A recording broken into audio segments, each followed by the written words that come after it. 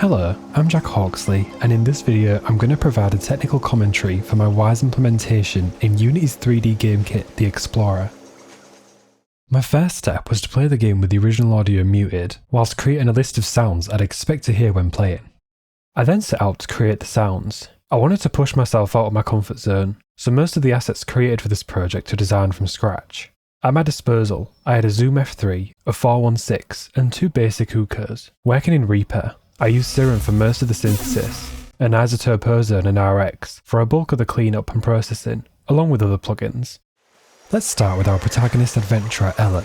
I designed elaborate footsteps, vocalizations and Foley to bring her to life and make her feel super interactive. She has many sound events that are called from different places, so I decided to organise them all into one method in the player controller script to keep track of events more easily. This method is then called wherever needed and provided with an integer corresponding to the desired event index. A lot of Ellen's sounds are called from animation events, which work really nicely with this system. Ellen's footstep sounds vary from surface to surface.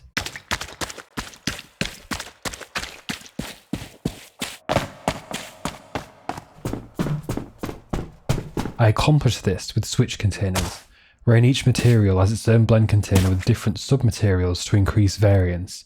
The swamp ground is composed of several textures, which are mapped visually using vertex colours on the ground meshes.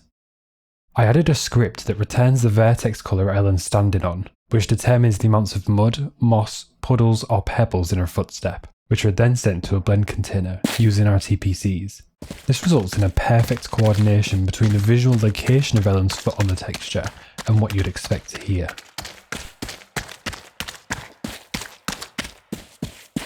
I also felt that tufts of grass should make sounds as you step through them, so I added colliders, which activate a vegetation wade switch upon collision.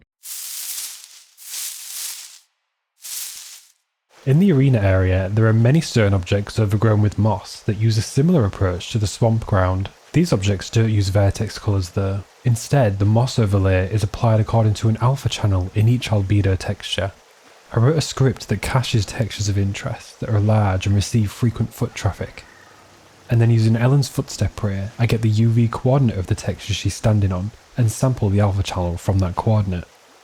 I then use the value of this return pixel to figure out if she's standing on moss or stone and then set a switch accordingly in Wwise. To make Ellen's movement even more expressive and powerful, I added a few more minuscule features. Whenever Ellen takes a smaller step, the same footstep sounds are used, except for the custom envelope that has a slower attack. This smooths off the initial transient, making for a more shuffle-esque sound. I also added a velocity whoosh that builds in volume and pitch as Ellen's downward velocity increases.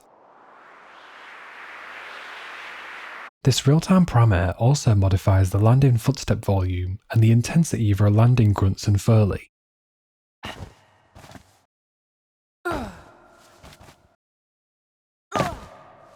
My friend Fliss kindly agreed to provide her voice acting services for Ellen. Together we recorded vocalizations for several of Ellen's animations and dialogue bubbles.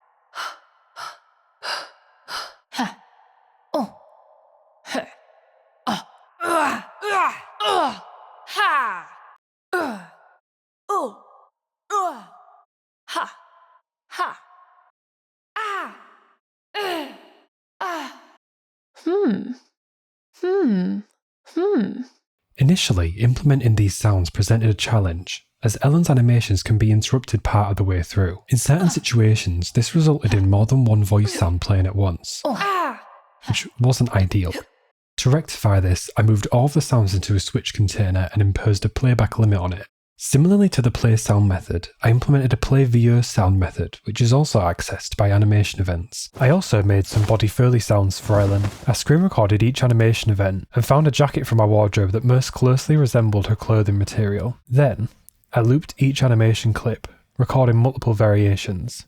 As a contingency, I recorded additional generic movements in case something didn't quite line up. At the start of the game, Ellen finds a magical staff. With this staff, she can swing and hit objects and enemies in her path. I designed the staff sounds using 4 layers. The first layer is a low-frequency whooshing sound, synthesized in Serum. The second layer is a metallic resonance sound, from recordings of scraping kitchen utensils. The third layer is the body of the magic sounds. and then the final layer is high frequency magic sounds. All of these layers are imported individually, which allows per layer modulation for more variation. For the swamp ambience, I wanted to create a sense of dense biomass, as the planet is home to many vibrant exotic creatures. First, I made the swamp bed a blend container with a bass loop of jungle hiss. Then, I added a random container with 2 more individual insect loops, which are randomly chosen between when the event plays. These 2 loops were synthesized in Serum.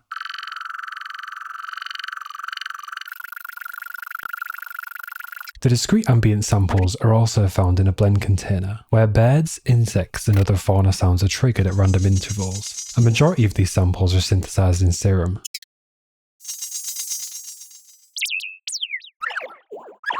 As these sounds are spatialized, I decided to implement a script that makes them interactive using switch containers. If Ellen is not idle, we can assume she's making lots of noise that would spook the birds. So, if she's close enough to the sound emitter whilst moving, the switch is set to alert, where birds chirp infrequently and quietly to warn others of a threat. Then, if Ellen remains still for a long enough time, the emitter gradually transitions to medium alertness, where there is a mixture of alert and musical calls, followed by calm, where triggered sounds are primarily musical calls. Of course, this is all reversed as soon as she moves again. In-game, the 2 swamp containers are attached to empty objects as AK events and spread across areas of the map with lots of vegetation. I considered using a large mode ambient emitter for this, but I liked how each individual instance of the voices sounded different from one another.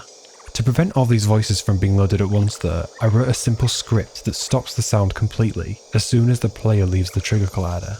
Wwise has a similar built-in trigger detection script, but I found my own a little more convenient to set up on lots of objects. The starting area of the swamp is flanked by a pretty hefty body of water, and I wanted to accurately represent it as a sound source, without just placing multiple emitters everywhere. To achieve this, I implemented a spline track. A sound emitter object is placed on this spline and essentially travels along it like a train, following Ellen along the riverbank. This creates the illusion that the body of water isn't simply a point source, but the sound is coming from the whole thing.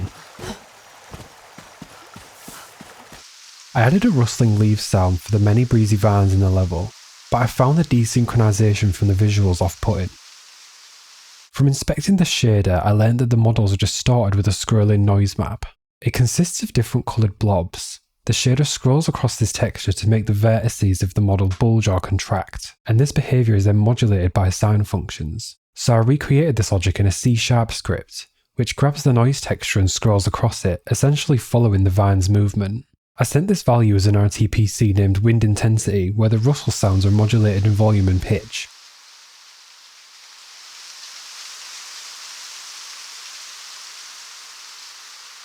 As there are many vine objects in the map, only the nearest vine to the player is computed to increase performance. This RTPC is also used for atmospheric wind sounds. I used soundseed air to generate procedural wind, and with this RTPC I can modulate the gustiness, speed and frequency shift of the wind to match the motion of the vines. For the crystal chamber, I wanted to generate an intense and mysterious atmosphere. You can see that the fungus and fireflies in this room seem to have absorbed the blue luminescence from the crystal, which is an interesting narrative point for the player to absorb. Thus, I wanted to create a sense of intrigue that would keep the player in the room for a little while. To start with, I designed a tonal wind loop.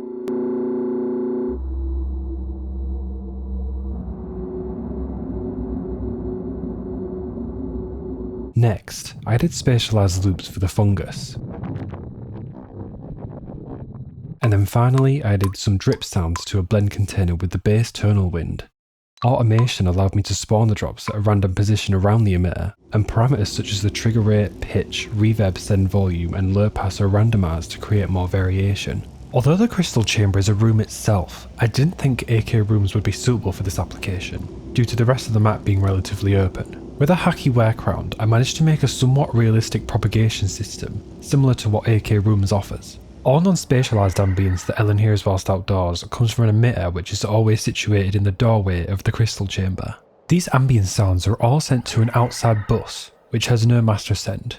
Instead, it has 2 aux buses, one with spatialization and attenuation and one without. If the inside state is active, the bus with spatialization activates, which positions the audio in the doorway, where the emitter is.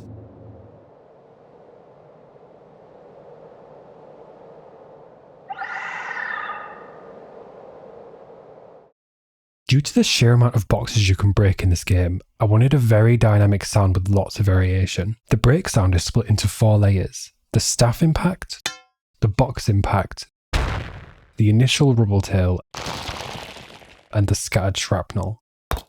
For the staff impacts, I used Wise's impactor, as I knew the distinct resonances from my metal pipe recordings would lend themselves to this plugin. Impactor splits these samples into impact and body components, and then modulates the 2 signals separately to produce many more variations. The second layer is the initial box break itself, which consists of filtered noise and different samples of crinkling paper. Then, the initial rubble tail was designed using Soundseed Grain. This plugin is a granular synth which works great for particle effects. Using these 2 designed rubble tails I joined together, the plugin samples grains of the original signal with randomized speed, pitch and playback position parameters. Finally, I designed some isolated shrapnel sounds for when the box chunks come raining down. This was done by editing the prefab and adding a simple on-collision enter script to each box chunk. I modified the scales of the boxes across the map to vary a little bit more, and this scale factor is acknowledged by a script and then sent as an RTPC, which I used to control several parameters of Soundseed Grain and Impactor.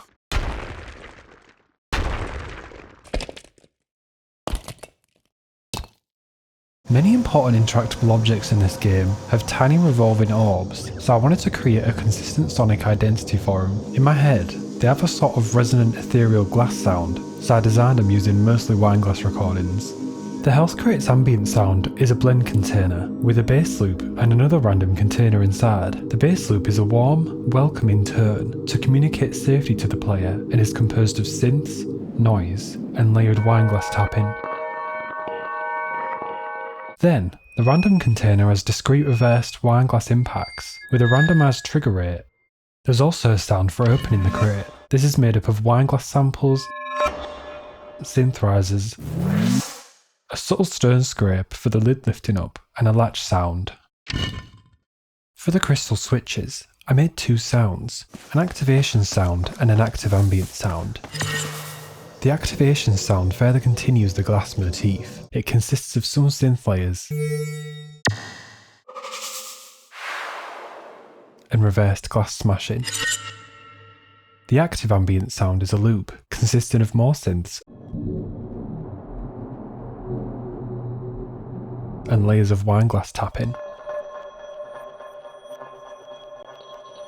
I also wanted to create consistent sonics for the blue magic, as it appears across several objects in the game world, such as the fungus in the crystal chamber. I gave it a pulsating low-end focus to infer a sense of power and intensity, suggesting that it's maybe some kind of unstable natural power source. The large crystals above the doors use the same ambient sound for consistency, except it's slowed down. When testing this out, I felt it appropriate to give these crystals a larger attenuation radius due to their size, but hearing them everywhere throughout the arena got annoying pretty quick. As they primarily serve as the utility mechanic for the player, I decided to treat their attenuation design in the same way.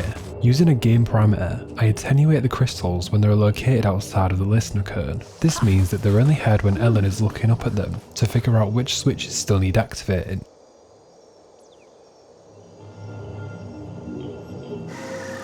The staff stone continues the blue magic motif mentioned earlier, so I wanted to make sure that I communicated its importance in terms of the narrative. The ambient sound was made using synths and more wineglass recordings. To help grab the player's attention, the synth layers are super tonal, but there's a lot of movement in the pitch, which makes the staff super mysterious and intriguing. The interaction sound plays as Ellen grabs the staff. This is composed of an initial grab sound with Foley and synths. Following is a charge up and release effect, which consists of more wineglass samples and synth layers.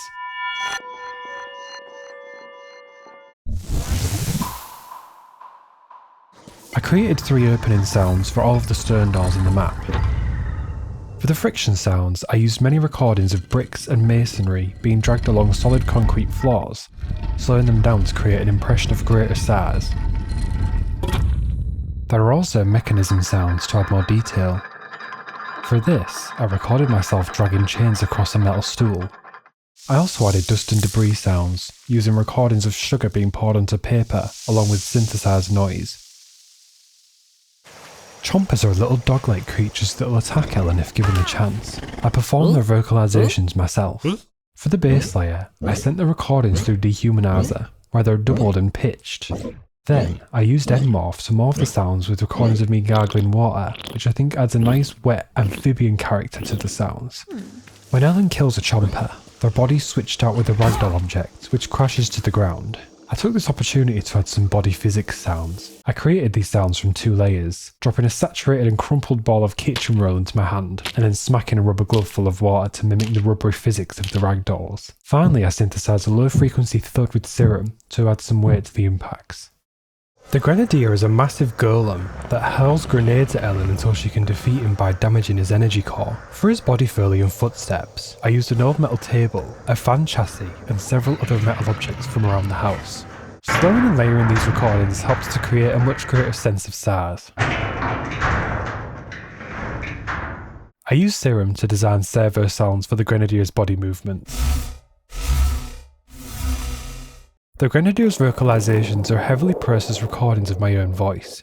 I aimed for a glitchy, unintelligible sound with a faint human quality to evoke a sense of mystique. Designing multiple layers with glitch, chorus and distortion effects also helped to build a thicker, more powerful voice. For the Grenadier's energy core, I used a Synth 1 source. It uses cone volume attenuation to help guide the player to the hit point. This cone alignment also drives different synth parameters. For the Grenadier's grenade, I designed 3 sounds: the timer, the bounce, and the explosion. The timer sound uses a Synth 1 source. The fundamental pitch and other parameters are modulated over time to warn the player of incoming danger. The bounce sounds were designed for the Impactor plugin. For the transients, I recorded myself tapping my oversized beer glass on the floor of my creepy cellar. Then, the body resonance sounds were designed in Serum. Every time the grenade bounces, the velocity is sent as an RTPC, which is plugged into the impactor parameters and pitch shift amount. This makes for a very adaptive and satisfying bounce sound. I wanted to give the explosion sounds for the grenade a similarly glitchy and digital edge. There are 3 layers: the detonation, which consists of synthesized noise, the whistle, which consists of wineglass samples and more synths, and the electrical arcing layer, which was synthesized in Serum. I enhanced the acoustic naturalness of the game with Wwise's Reflect plugin, which renders physically accurate early reflections in real time.